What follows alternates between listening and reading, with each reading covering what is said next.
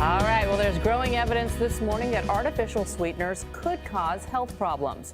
Researchers at George Washington University found the sugar substitute sucralose might promote high blood pressure and blood sugar, unhealthy cholesterol, and abdominal fat. The concerns are greater for people with diabetes or prediabetes. The ongoing debate over which foods are most healthy is the subject of Dr. Mark Hyman's latest book, Food, What the Heck Should I Eat? Mark Hyman directs the Center for Functional Medicine at the Cleveland Clinic.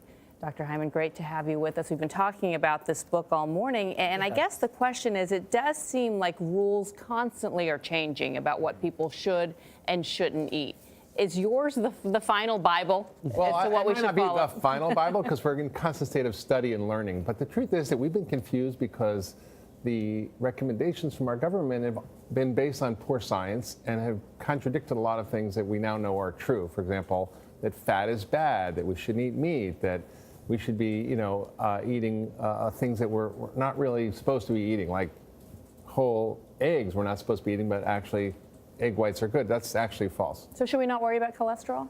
No, in fact, the government in the dietary guidelines in 2015 said that we should no longer worry about dietary cholesterol, that it's, quote, no longer a nutrient of concern, meaning that we kind of got it wrong on the egg whites for a long time. I just think your book was so confusing, no offense, because I feel that it's always changing. You have a quiz at the beginning. Yes. Oatmeal is a healthy breakfast. I wrote true. You said that's false. Yes. You should avoid egg yolks because they raise your cholesterol and cause heart attacks. I wrote true. You said that's false. False, right. Red meat is unhealthy and causes cancer and heart disease. I wrote true.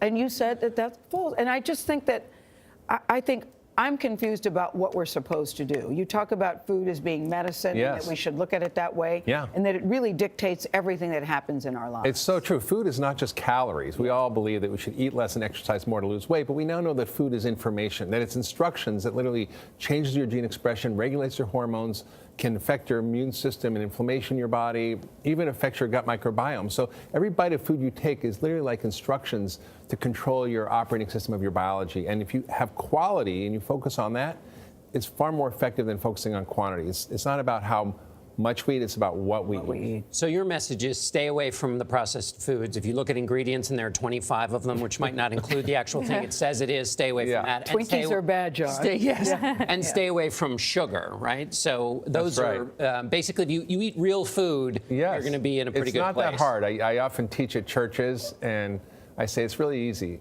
Just ask yourself, did God make this or did man make this? Did God make a Twinkie? No. Did God make an avocado? Yes. It's pretty simple. So most of the stuff we eat are food-like substances. They're highly processed, highly refined, which drive diabetes, obesity, heart disease, chronic disease. And we really should be eating food. What would you say? If God made it, keep it? What did you say? God made it, eat it. Eat it. If man made it, leave it. Though the Twinkie may be the culmination of God giving us reason. There's 37 ingredients in Twinkies. Only one of them is food, which is banana puree at the very bottom of the list. So is there conclusive proof, now we talked about this new research, about sugar and sugar being so detrimental to you? Yeah, there's much more than salt. Overwhelming evidence that sugar is the biggest driver of obesity, type 2 diabetes, cancer, heart disease, even dementia. They're calling it type 3 diabetes. And it's not fat, it turns out. And that's why we got the whole story wrong. We were told to eat 6 to 11 servings of bread, rice, cereal, and pasta a day by the government in the food pyramid. It should be called the food tombstone. You even say milk does not do a body good. Yeah, we've been told by the government to eat 3 glasses of milk a day. Kids should have 2.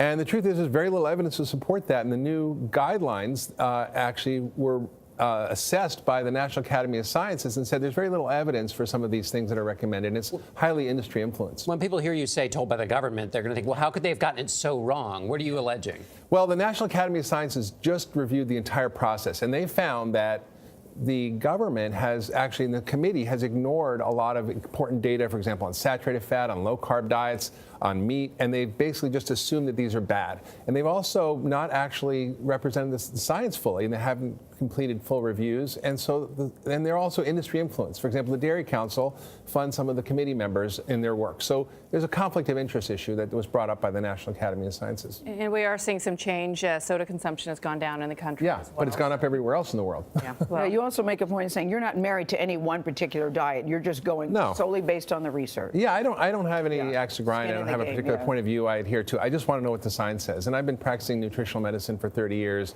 and I've actually been studying nutrition for 40 years. And we now know so much about what to eat and what not to eat, and that's what I tried to summarize in the Oleg's book. got a bad rap. Dr. Hyman, thank you so much for joining us. Thanks. And you can find Dr. Hyman's 10-day detox diet on our website, cbsthismorning.com.